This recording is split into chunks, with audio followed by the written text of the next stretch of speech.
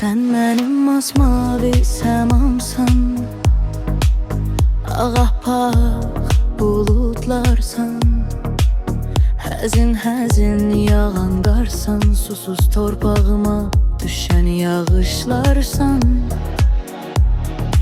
Bilirəm Tanrı deyilsən, amma nə qədər səhv etsəm də sən yenə bağışlarsan. Sən mənim dünənim, bugünüm, sabahımsan, ən gözəl günahımsan. Çiçəklər qədər zərif olsan da həyata qarşı ən güclü silahımsan.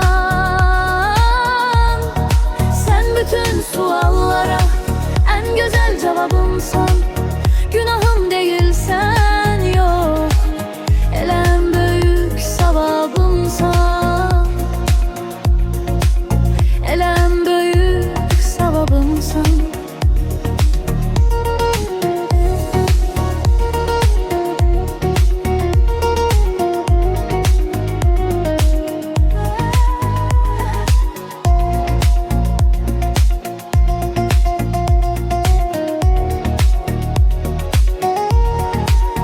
Mənim masmavi səmamsan, ağappaq buludlarsan, həzin-həzin yağan qarsan, susuz torpağıma düşən yağışlarsan.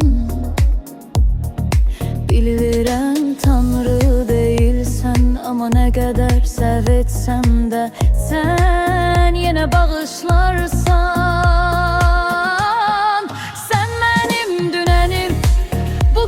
Sabahımsan, ən gözəl günahımsan. Çiçəklər qədər zərif olsan da həyata qarşı ən güclü silahımsan.